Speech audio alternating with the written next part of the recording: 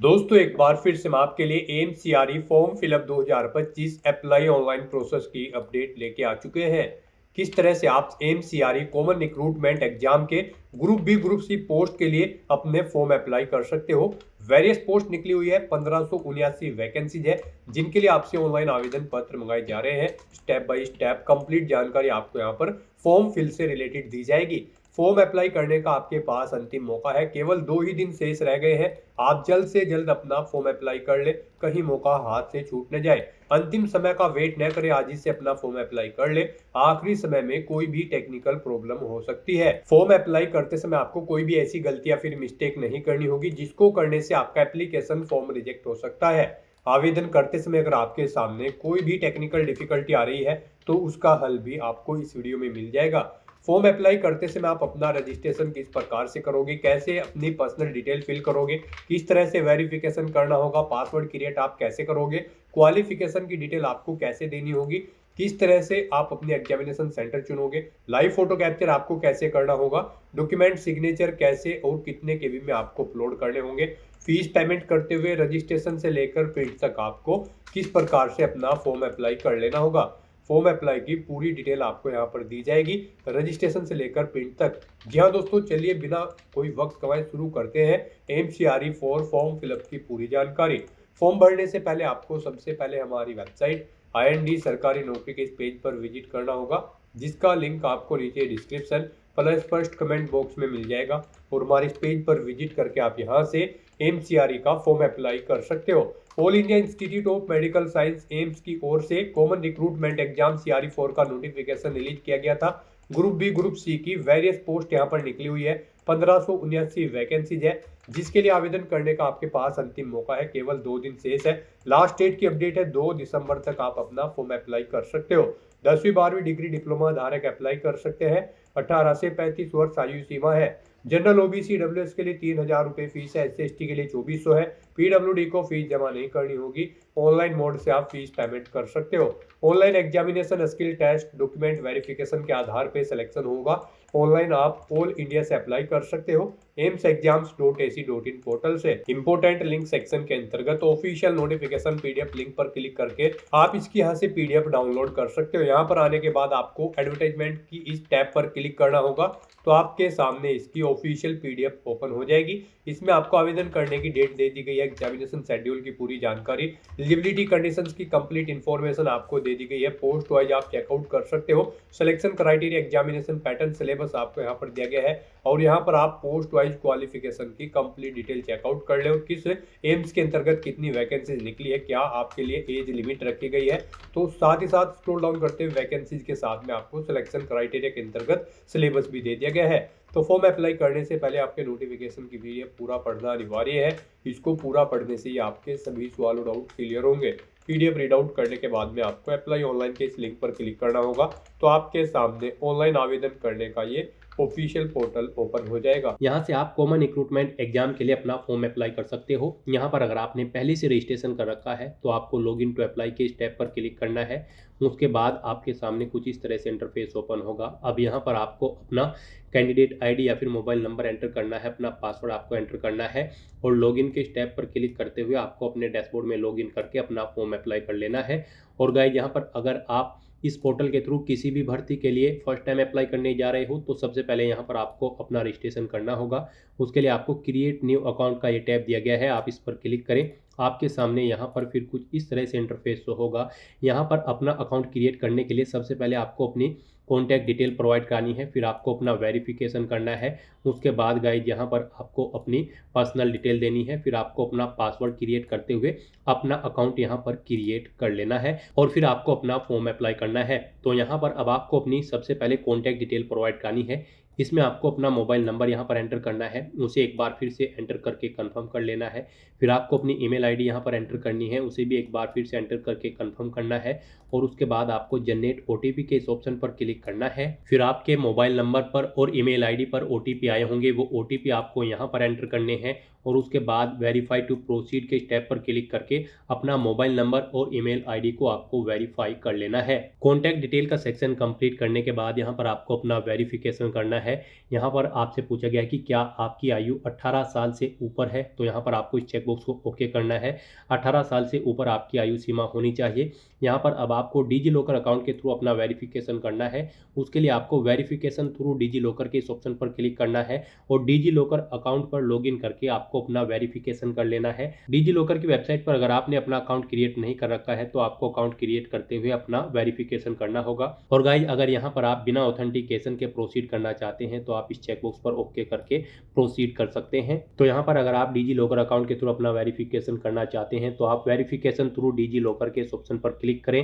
फिर आपके सामने कुछ इस तरह से इंटरफेस शो होगा। यहाँ पर आपको लॉगिन करना है।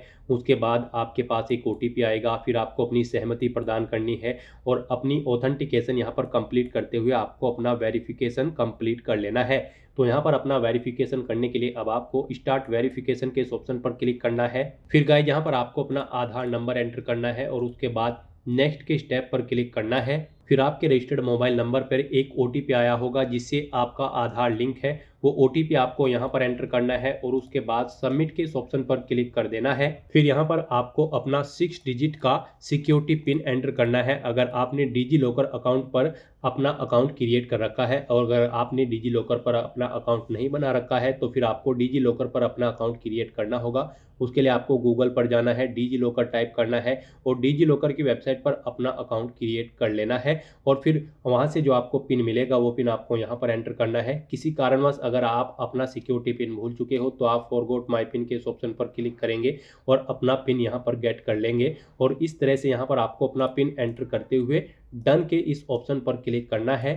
फिर गाइस, यहाँ पर आपको इन चेक बॉक्सेस को ओके करना है और उसके बाद यहाँ पर अब आपको अलाउ के इस ऑप्शन पर क्लिक करना है। इस तरह से यहाँ पर आपकी वेरिफिकेशन भी सक्सेसफुली कंप्लीट हो जाएगी। आप डिजी लॉकर अकाउंट के थ्रू इस तरह से यहाँ पर अपना वेरिफिकेशन कर सकते हो। उसके बाद गाइज आपको कंटिन्यू के इस ऑप्शन पर क्लिक करना है। फिर यहाँ पर अब आपको अपनी पर्सनल डिटेल प्रोवाइड करनी है। यहाँ पर आपको आपकी मोस्टली सभी डिटेल्स ऑटोमेटिकली फिर मिलेगी जो कि आपके आधार से फैच कर ली गई है, जैसे कि आपका नाम, आपके फादर का नाम, आपका जेंडर। यहाँ पर आपको ऑलरेडी ऑटोमेटिकली फिर मिलेंगे। यहाँ पर बस अब आपको अपनी मदर का नाम एंटर करना है। फिर आपको इस पेज को नीचे स्क्रॉल डाउन करना है और आपकी डेट ऑफ बर्थ भी यहाँ पर आपको आपके आधार के अकॉर्डिंग ऑटोमेटिकली फिर मिल जाएगी। बस यहाँ पर अब आपको अपना मैरिटल स्टेटस बताना है, आप मैरिड हैं या फिर अनमैरिड। मैरिड है तो मैरिड के ऑप्शन पर क्लिक करेंगे, अनमैरिड है तो आप अनमैरिड के ऑप्शन पर क्लिक करेंगे और उसके बाद फिर आप यहाँ पर कंटिन्यू के इस ऑप्शन पर क्लिक करेंगे। इस तरह से यहाँ पर आपकी पर्सनल डिटेल भी कंप्लीट हो जाएगी। अब आपको यहाँ पर अपना पासवर्ड क्रिएट करना है। उसके लिए आपको गाइडलाइन दी गई है। यहाँ पर जैसे ही आप एंटर पासवर्ड के इस कॉलम में अपना कर्सर लाएंगे आपको बता दिया जाएगा आपका पासवर्ड 8 से 10 कैरेक्टर के बीच में होना चाहिए और यहाँ पर आपका पासवर्ड अल्फा न्यूमेरिक फॉर्मेट में होना चाहिए। मीन्स आपके पासवर्ड में कम से कम एक अपर केस कैरेक्टर, एक लोअर केस कैरेक्टर, एक इंटीजर नंबर और एक स्पेशल कैरेक्टर जैसे कि @ या फिर $, होना चाहिए। तो इस फॉर्मेट में यहाँ पर आपको अपना पासवर्ड एंटर करना है। वही पासवर्ड आपको कन्फर्म पासवर्ड फील्ड में एंटर करना है और उसके बाद फिर आपको यहाँ पर preview and create an account के इस ऑप्शन पर क्लिक करना है। फिर यहाँ पर आपको आपके रजिस्ट्रेशन की जो डिटेल आपने प्रोवाइड कराई है उसका पूरा प्रीव्यू शो कर दिया गया है। आपको सभी डिटेल्स केयरफुली चेकआउट करनी है। इस चेकबॉक्स को आपको ओके करना है। कहीं पर कोई मिस्टेक है तो आप यहाँ पर एडिट OTR डिटेल के इस ऑप्शन पर क्लिक करके एडिट कर सकते हो और अगर सभी चीज़ें ओके हैं तो बस यहाँ पर अब आपको सबमिट डिटेल के इस ऑप्शन पर क्लिक करना है। फिर आपको यहाँ पर इस चेकबॉक्स को दोबारा से ओके करना है। आप अपने OTR का प्रिंट लेना चाहते हैं तो आप प्रिंट के इस ऑप्शन पर क्लिक करके अपनी OTR डिटेल का एक हार्ड कॉपी प्रिंट आउट ले सकते हैं। और यहाँ पर गाइज अब आपको अपनी भर्ती पर अप्लाई करने के लिए लॉगिन टू अप्लाई के इस ऑप्शन पर क्लिक करना है।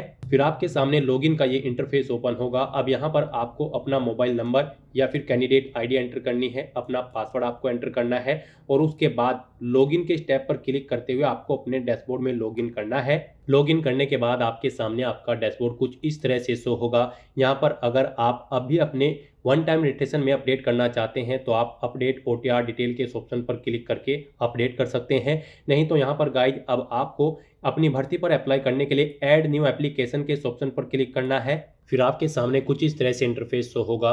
गाइज यहाँ पर आपको अपना फॉर्म कंप्लीट करने के लिए 6 स्टेप कंप्लीट करने हैं। आपको अपनी बेसिक डिटेल देनी है, फिर क्वालिफिकेशन की, फिर एक्सपीरियंस की, उसके बाद आपको एग्जामिनेशन सेंटर सेलेक्ट करना है, फिर आपको अपने डॉक्यूमेंट अपलोड करने हैं और फीस पेमेंट करते हुए आपको अपना फॉर्म सबमिट कर देना होगा। तो यहाँ पर अब आपको अपनी बेसिक डिटेल्स प्रोवाइड करनी है।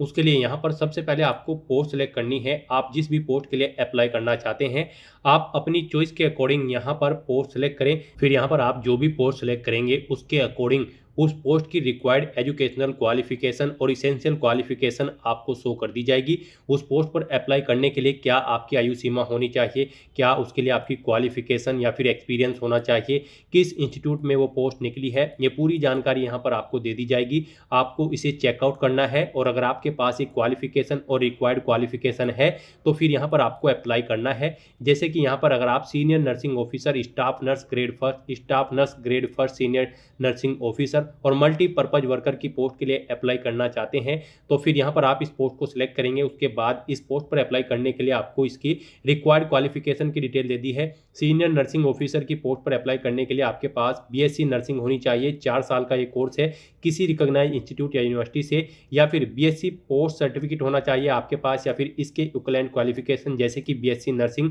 पोस्ट बेसिक और 2 साल का कोर्स होना चाहिए। यहाँ पर पोस्ट बेसिक नर्सिंग के अंतर्गत आपके पास यहाँ पर आपका रजिस्ट्रेशन भी होना जरूरी है इंडियन नर्सिंग काउंसिल या फिर स्टेट नर्सिंग काउंसिल में। प्लस यहाँ पर आपको एक्सपीरियंस होना चाहिए 3 साल का as a staff nurse grade second की पोस्ट पर। यहाँ पर कम से कम 100 बेड के हॉस्पिटल में आपको ये एक्सपीरियंस होना चाहिए, किसी हेल्थ केयर इंस्टीट्यूट या फिर हॉस्पिटल में। यहाँ पर आप चेकआउट कर सकते हो। आपकी जो रिक्वायर्ड क्वालिफिकेशन है वो इस तरह से होनी चाहिए। सीनियर नर्सिंग ऑफिसर की पोस्ट के लिए आपकी क्वालिफिकेशन कुछ इस तरह से होनी चाहिए। यहाँ पर स्टाफ नर्स ग्रेड फर्स्ट की पोस्ट पर अप्लाई करने के लिए आपकी क्वालिफिकेशन इस तरह से होनी चाहिए। यहाँ पर आप जिस भी पोस्ट के लिए अप्लाई करेंगे उसकी रिक्वायर्ड क्वालिफिकेशन आपको शो कर दी जाएगी। अगर आप उस रिक्वायर्ड एलिजिबिलिटी क्राइटेरिया को फुलफिल करते हैं तो आप एलिजिबल हैं, अप्लाई कर सकते हैं। तो यहाँ से आप अपनी क्वालिफिकेशन की डिटेल चेकआउट करें, इस पेज को नीचे स्क्रॉल डाउन करें और फिर गाइड यहाँ पर आप सेलेक्ट करें इनमें से ऊपर जो क्वालिफिकेशन दी है उनमें से कौन सी क्वालिफिकेशन आपके पास है। यहाँ पर आप उस चेकबॉक्स को ओके कर लें। यहाँ पर आपके पास जो भी क्वालिफिकेशन है उसे आप यहाँ पर ओके कर सकते हैं और फिर यहाँ पर आपको उसकी डिटेल प्रोवाइड करनी होगी। तो यहाँ पर आप अपनी क्वालिफिकेशन सेलेक्ट करें, जो आपकी क्वालिफिकेशन है। इस पेज को नीचे स्क्रॉल डाउन करें। उसके बाद आपको आपके फादर और मदर का नाम ऑटोमेटिकली फिर मिलेगा, आपका जेंडर आपको ऑटोमेटिकली सिलेक्ट मिलेगा। ये डिटेल आपकी OTR से फैच कर ली गई है। अब यहाँ पर आपसे पूछा गया है कि क्या आप PWBD कैटेगरी कैंडिडेट से बिलोंग करते हैं। यहाँ पर अगर करते हैं तो आप यस करेंगे और फिर यहाँ पर आई एग्री के इस ऑप्शन पर क्लिक करेंगे, कंफर्म के ऑप्शन पर क्लिक करेंगे। फिर यहाँ पर आपसे पूछा गया है अगर आप PWBD कैंडिडेट हैं, एग्जाम टाइम के दौरान आपको यहाँ पर स्क्राइब की जरूरत पड़ेगी। अगर पड़ेगी तो आप यहाँ पर ऑप्शन सेलेक्ट करें। फिर यहाँ पर बताएं आपकी PWBD की परसेंटेज कितनी है, आप अपनी परसेंटेज सेलेक्ट करें। PWBD कैटेगरी यहाँ पर आप अपनी सिलेक्ट करें, उसके बाद सब कैटेगरी सिलेक्ट करें। इस तरह से यहाँ पर आपको अपनी PWBD की डिटेल प्रोवाइड करनी है। और गाइज अगर आप PWBD कैंडिडेट नहीं हो तो आप सिंपली नो ऑप्शन सेलेक्ट करेंगे। उसके बाद यहाँ पर आपको अपनी कैटेगरी सेलेक्ट करनी होगी, आप जिस भी कैटेगरी से बिलोंग करते हैं। यहाँ पर अगर आप रिजर्व कैटेगरी से बिलोंग करते हैं तो फिर आपको अपने कैटेगरी सर्टिफिकेट अपलोड करना होगा। उसके लिए आपको इस ऑप्शन पर क्लिक करना है और अपना कैटेगरी सर्टिफिकेट यहाँ पर आपको अपलोड कर देना है। ये सर्टिफिकेट आपका PDF फॉर्मेट में होना चाहिए, 2 MB से कम उसका साइज होना चाहिए। इस तरह से यहाँ पर आपको अपना ही सर्टिफिकेट अपलोड करना है। फिर यहाँ पर आपको अपनी नेशनैलिटी सिलेक्ट करनी है, अपना स्टेट आपको सिलेक्ट करना है। उसके बाद यहाँ पर आपको कोई एक ID प्रूफ सिलेक्ट करना है। इनमें से आपके पास कौन सा ID प्रूफ है, पैन कार्ड, ड्राइविंग लाइसेंस, आधार कार्ड या फिर पासपोर्ट, आप अपने अकॉर्डिंग ऑप्शन सेलेक्ट करें। उसका नंबर यहाँ पर आप एंटर करें। फिर आपसे पूछा गया है कि क्या आप एक सर्विसमैन या फिर कमीशन्ड ऑफिसर हैं। अगर हैं तो यस करेंगे और उसकी डिटेल प्रोवाइड कराएंगे, जैसे कि कब आपने सर्विस स्टार्ट की थी, कब आपने वो एंड की है यानी कि पूरी की है। उसके अकॉर्डिंग यहाँ पर आपकी सर्विस की लेंथ कैलकुलेट करके आपको शो कर दी जाएगी। और अगर आप एक सर्विसमैन नहीं है, आप सिंपली नो ऑप्शन यहाँ पर सेलेक्ट करेंगे। फिर आपसे पूछा गया कि क्या आप यहाँ पर रेगुलर गवर्नमेंट सर्वेंट है, अगर है तो यस करेंगे और उसकी डिटेल यहाँ पर देंगे, जैसे कि नेम ऑफ इंस्टीट्यूट किसमें आप कार्यरत है, ऑर्गेनाइजेशन का नाम देंगे, ऑर्गेनाइजेशन का टाइप सेलेक्ट करेंगे, टाइप ऑफ जॉब स्टेटस यहाँ पर आप देंगे। फिर यहाँ पर आपको पोस्ट का नाम देना होगा, कब से कब तक आपने जॉब की है वो डेट यहाँ पर आपको सिलेक्ट करनी होगी। उसके अकॉर्डिंग आपकी सर्विस की लेंथ कैलकुलेट करके यहाँ पर आपको शो कर दी जाएगी। और अगर आप रेगुलर गवर्नमेंट सर्वेंट नहीं है तो आप सिंपली नो ऑप्शन सेलेक्ट करेंगे, फिर आपको आगे की डिटेल नहीं देनी होगी। फिर आपसे पूछा गया कि क्या आप एम्स के पार्टिसिपेटिंग एम्प्लॉय हैं या फिर एम्स के किसी इंस्टीट्यूट में, अगर हैं तो आप यस करेंगे और उसकी डिटेल देंगे, जैसे कि टाइप ऑफ एम्प्लॉयमेंट का टाइप देना होगा, इंस्टीट्यूट का नाम देना होगा, अपॉइंटमेंट डेट सेलेक्ट करनी होगी। इस तरह से यहाँ पर आपको अपनी डिटेल देनी होगी। और अगर आप एम्प्लॉय नहीं है एम्स या उसके इंस्टीट्यूट के, तो आपको नो ऑप्शन सेलेक्ट करना है। फिर आपको अपना मैरिटल स्टेटस यहाँ पर सिलेक्ट करना है, आप यहाँ पर मैरिड हो या फिर अनमैरिड। फिर आपसे पूछा गया कि क्या आपके पास जम्मू कश्मीर का डोमिसाइल है, अगर है तो आप यस करेंगे, नहीं तो नो ऑप्शन सेलेक्ट करेंगे। फिर यहाँ पर आपसे पूछा गया कि क्या आप यहाँ पर आर्म फोर्सेज में क्लर्क की पोस्ट पर कार्यरत हैं, अगर है तो यस करेंगे, नहीं तो नो ऑप्शन सेलेक्ट करेंगे। डिफेंस पर्सनल कैंडिडेट होंगे, अगर आप डिसेबल्ड तो यस करेंगे, नहीं तो नो ऑप्शन सेलेक्ट करेंगे। उसके बाद आपको इस पेज को नीचे स्क्रॉल डाउन करना है। फिर यहाँ पर आपको आपकी डेट ऑफ बर्थ ऑटोमेटिकली फिर मिल जाएगी जो आपने यहाँ पर OTR में प्रोवाइड कराई थी। उसके बाद यहाँ पर आपको अपना परमानेंट एड्रेस एंटर करना है। आप परमानेंट एड्रेस की इस ऑप्शन पर क्लिक करेंगे और यहाँ पर अपना परमानेंट एड्रेस एंटर करेंगे। आप कंट्री सिलेक्ट करें, उसके बाद अपना स्टेट सिलेक्ट करें, फिर यहाँ पर आप सिटी सिलेक्ट करेंगे, अपना पिन कोड देंगे और अपना एड्रेस यहाँ पर एंटर कर देंगे। उसके बाद यहाँ पर आपको अपना पोस्टल एड्रेस एंटर करना है और अगर आपका पोस्टल एड्रेस आपके परमानेंट एड्रेस के अकॉर्डिंग सेम है तो आप इस चेकबॉक्स को ओके कर देंगे। ऑटोमेटिकली आपका पोस्टल एड्रेस आपके परमानेंट एड्रेस के अकॉर्डिंग यहाँ पर फिल हो जाएगा। इस तरह से अपनी ये बेसिक डिटेल्स प्रोवाइड करने के बाद गाइज फिर आपको सेव एंड नेक्स्ट के इस ऑप्शन पर क्लिक करना है। फिर यहाँ पर आपको अपनी एजुकेशनल क्वालिफिकेशन की डिटेल देनी है। यहाँ पर आप जिस भी पोस्ट के लिए अप्लाई कर रहे हैं उसके अकॉर्डिंग आपको अपनी क्वालिफिकेशन की डिटेल प्रोवाइड करनी है। यहाँ पर जैसे कि अगर आप स्टाफ नर्स या फिर नर्सिंग ऑफिसर की पोस्ट के लिए अप्लाई कर रहे हैं तो फिर यहाँ पर गाइज आपको नेम ऑफ डिग्री या बोर्ड का नाम देना होगा। उसके बाद यहाँ पर आपको सब्जेक्ट या फिर डिसिप्लिन यहाँ पर देनी होगी जिसमें आपने अपनी डिग्री कंप्लीट की है।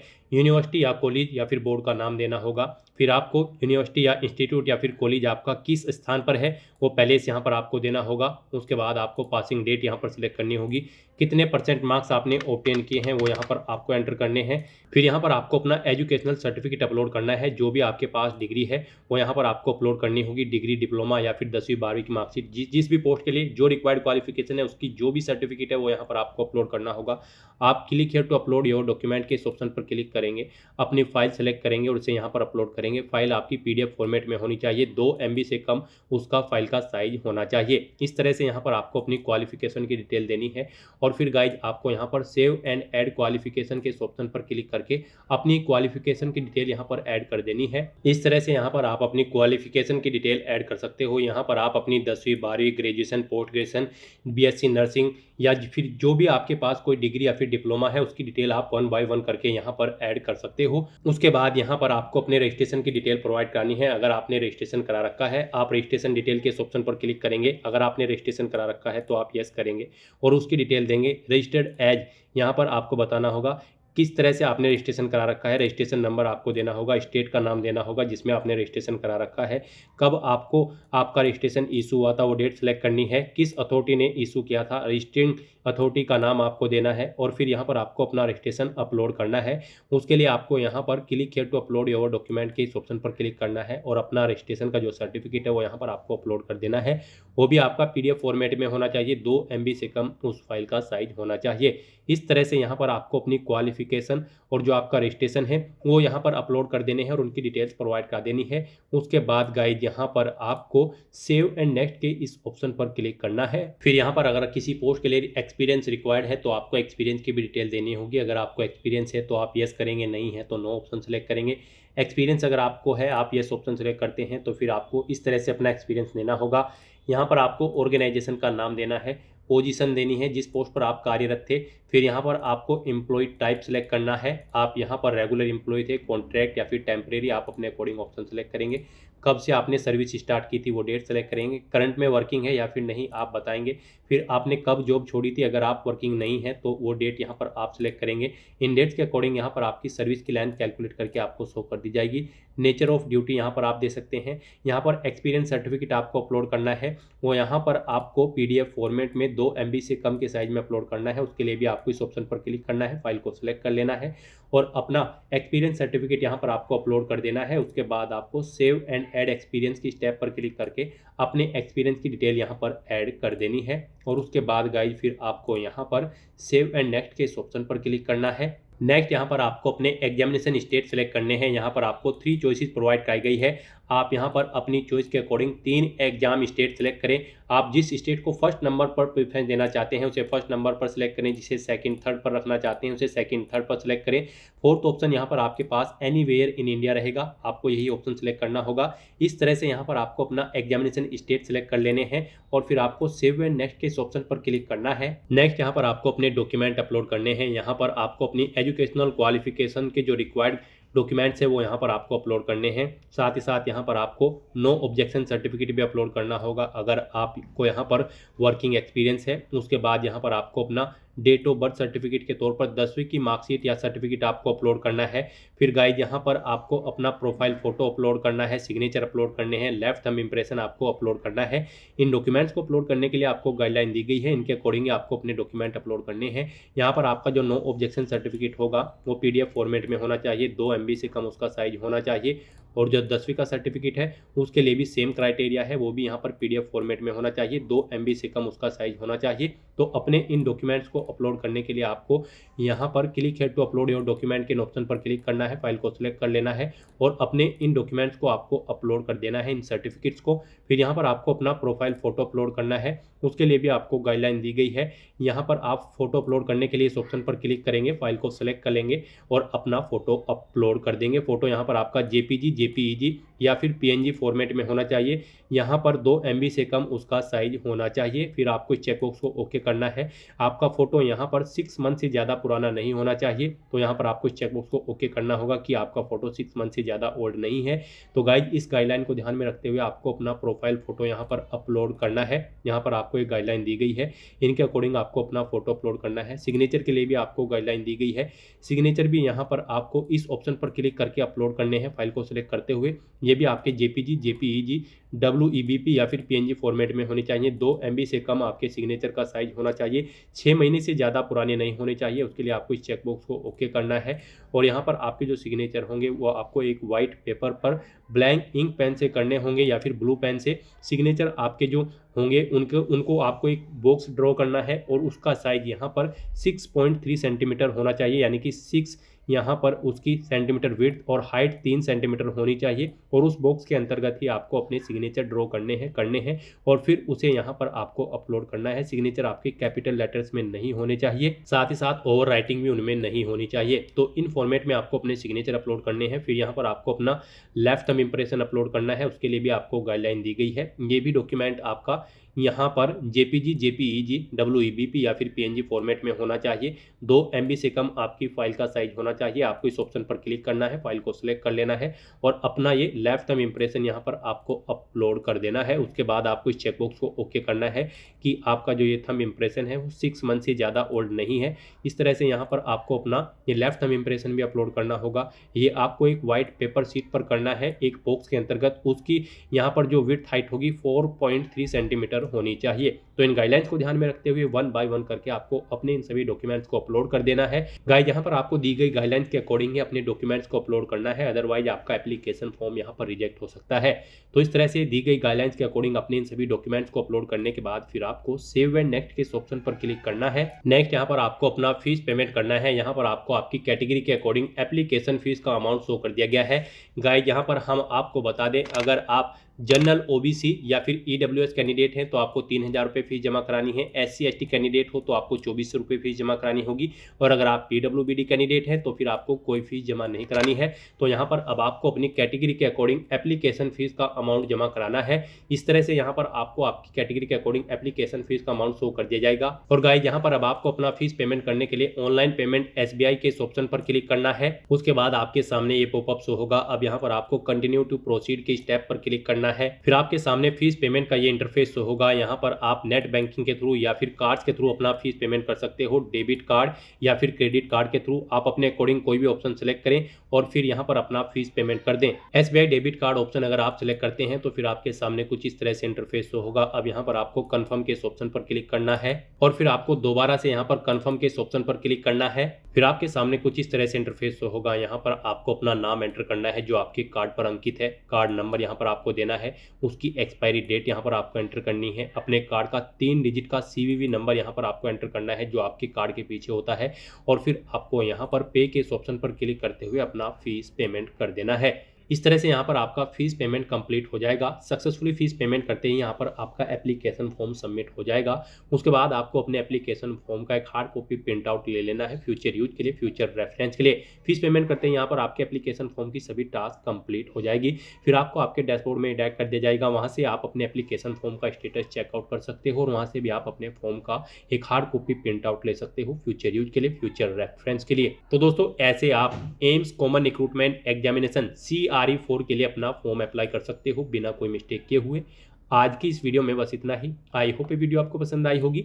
अगर पसंद आई हो तो इसे लाइक और शेयर करें। चैनल पर नए हो तो इसे सब्सक्राइब कर लें। Thanks for watching.